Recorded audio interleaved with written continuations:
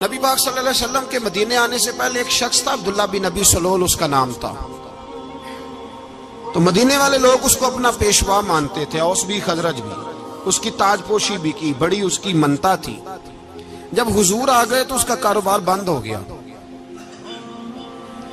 اب لوگ یہ نہیں سمجھتے کہ میں غلط ہوں، لوگ کسی کے مفادات کو ٹھیس پہنچتی ہے تو مخالفت کرنے لگ جاتا ہے۔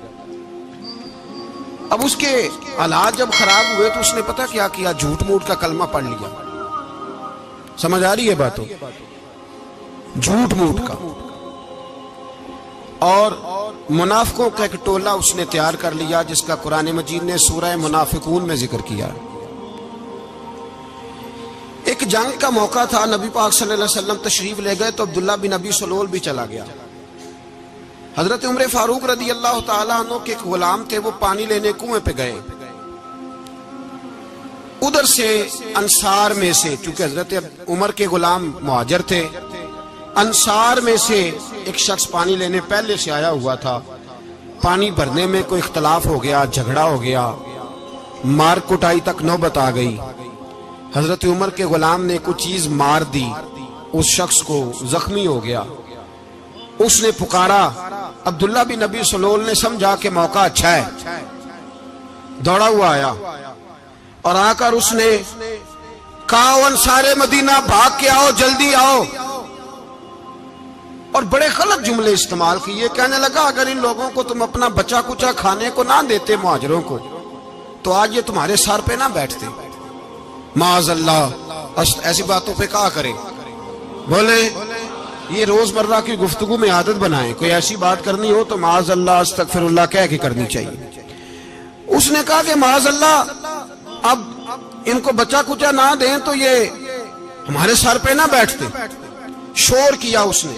ہمارے ہاں بھی سیانے بندے پنچایت کے لوگ وہ کہتے ہیں تو اس برادری کے بچے سے ہی مار کھا ہے، پتہ ہی نہیں چلا، جا اسے مار کے آ، سر پھاڑا، یہ کار پھوڑ دے اس کا سر، اور دیکھ میں دیکھ لوں گا بعد میں جو ہوگا۔ یہ عقل مند لوگوں کے مشورے نہیں، یہ جاہل لوگوں کے مشورے۔ ناراض نہ ہونا، پر یہ نبی پاک صلی اللہ علیہ وسلم نے فرمایا ہے، حضور کا فرمان ہے۔ یہ کن لوگوں کا کام ہے؟ بول کے بتائیں، بول کے۔ پڑھے لکھے سیانے بندے اس طرح کے مشورے یہ بالکل نہیں دیتے، جاہلوں کا کام۔ پکارا، مہاجر سارے اکٹھے ہو گئے، انصار سارے آ گئے، اور جب انصار آئے تو مہاجرین کو بھی پکارا، مہاجر بھی آ گئے۔ اب وہ گتھم گتھا ہونے لگے تو کسی نے جا کے محبوب پاک کے کان میں کہا، یا رسول اللہ وہاں تو مہاجر انصار لڑنے لگے۔ وہ پرانی لڑائیاں پھر سے جاگ گئی ہیں۔ نبی پاک تشریف لائے، حضور نے وہاں لفظ بیان کیے، فرمایا یہ تم نے کیا جاہلوں جیسا کام شروع کیا ہوا ہے؟ یہ کون سا کام ہے؟ اللہ کرے ہم سب اس کام سے باز آ جائے، آمین تو کہنا۔ اور تو اس برادری دے منڈے کوئی مار کھائے؟ برادری کیا ہوتی ہے؟ برادری تو تعارف کے لیے، اونچ نیچ کہاں سے آ گئی؟ کہا میرے رسول پاک علیہ الصلوۃ والسلام نے فرمایا تم جاہلوں جیسے کام کر رہے ہو۔ صلح کرائی، بات رفع دفع کرائی، لوگ چلے گئے، معاملہ ٹھنڈا ہو گیا۔ لیکن عبداللہ بن سلول نے کہا کہ میں یہ موقع خالی نہیں جانے دوں گا۔ پھر گیا وہ اور جا کے انصار مدینہ سے کہنے لگا، ایک دفعہ جا لینے دو مدینے، تم نے میری بات نہیں نہ سنی تو جو وہاں بڑے سردار بیٹھے ہیں ان سے بات کروں گا، اور معاذ اللہ ثم معاذ اللہ ہم ان بے عزت لوگوں کو مدینے سے نکال دیں گے، وہاں صرف عزت والے رہیں گے۔ یہ غلط جملے اس نے ادا کیے جس کو قرآن پاک نے سورہ منافقون میں بیان فرمایا ہے۔ اس نے یہ بات کی۔ ایک صحابی تھے حضرت زید رضی اللہ تعالیٰ عنہ، وہ سن رہے تھے، آ کے عرض کی، یا رسول اللہ صلی اللہ علیہ وسلم عبداللہ بن ابی سلول تو اس طرح کہہ رہا ہے کہ مدینے جا کے عزت والے دوسروں کو نکال دیں گے، اور تم اگر اپنا بچہ انہیں نہ دیتے تو معاذ اللہ آج یہ ایسا نہ کرتے۔ حضرت عمر نے بھی سن لیا، حضرت عمر نے بات سن لی، تلوار نکالی اور دوڑے۔ حضور نے بازو پکڑا، فرمایا کدھر جا رہے ہو؟ کہا یا رسول اللہ اگر آج سزا نہ دی تو کل اور بات بھی کرے گا، اور اگر آج ایک قتل ہو گیا تو باقی سیانے بن جائیں گے۔ یا رسول اللہ مجھے چھوڑے، میں ماروں گا۔ حضور نے فرمایا عمر چپ کر، وہ جھوٹ موٹ کا کلمہ پڑھتا ہے، لوگ کہیں گے کہ محمد ابن عبداللہ نے اپنے ساتھی مارنے شروع کر دیے۔ چپ کر، حوصلہ کر، صبر کر، دلیری کر۔ حضرت عمر کہتے ہیں میری حضور کے کہنے پر میں ٹھہر تو گیا، پر وہ میرے اندر جو آگ لگی ہوئی تھی ٹھنڈی نہیں ہو رہی۔ کہتے ہیں میں چپ تو کر گیا۔ نبی پاک علیہ السلام نے پوچھا عبداللہ بن نبی سلول سے تو نے یہ کہا ہے؟ کہنے لگا حاشا وکلا، میں نے بات ہی نہیں کی نا۔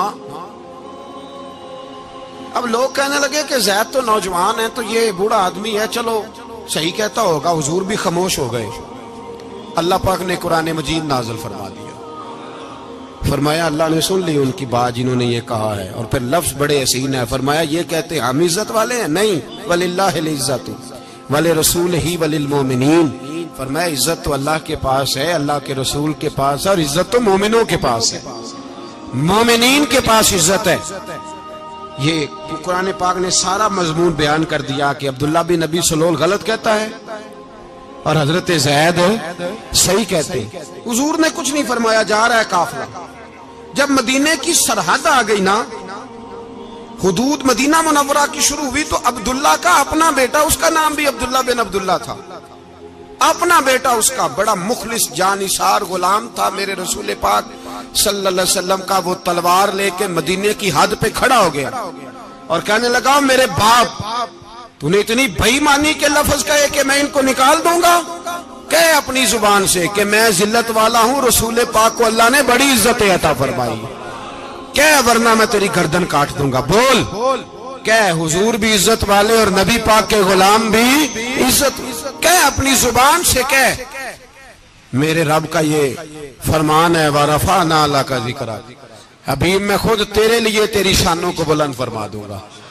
تو کہا تو دشمن ہو کے کہنے لگا میرے بیٹے مجھے معاف کر دے، مصطفیٰ تو بڑی عزتوں والے ہیں، ان کے غلام شانوں والے۔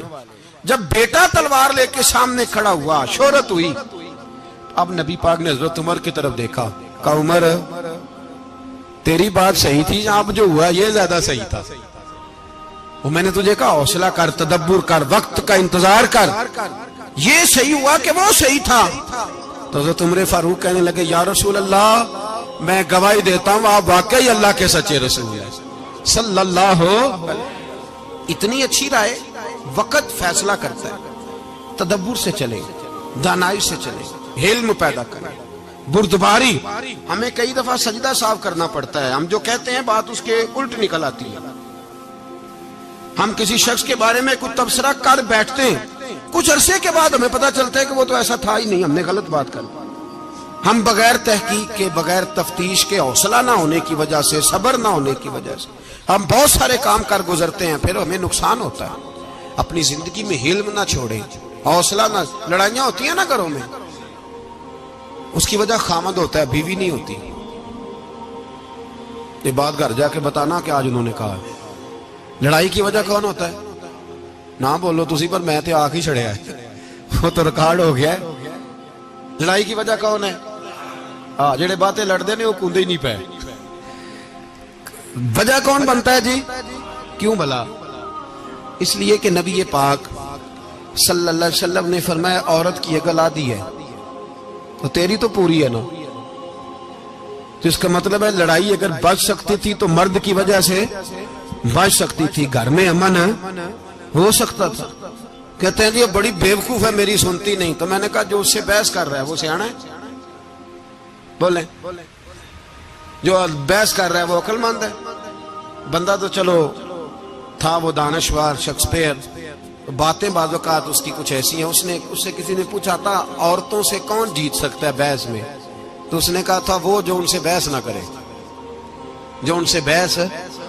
تو بھائی تو وجہ اس لیے کہ حوصلہ تو نہیں کرنا تھا۔ نبی پاک علیہ السلام نے فرمایا بی بی ٹیڑھی لکڑی ہے، سیدھی کرنے کی کوشش کرو گے تو ٹوٹ جائے گی، سیدھی تو پھر کتنا بیوقوف ہے جو پتھر سے سر رگڑ رہا ہے، کتنا نادان ہے جو یہ حرکت کر رہا ہے، دریا میں چھلانگ لگا کے کہتا ہے ڈوبوں گا نہیں۔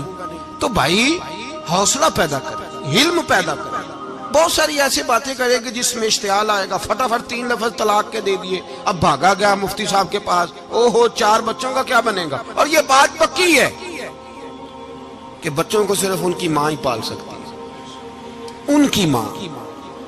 اور بات مجھے نہیں بھولتی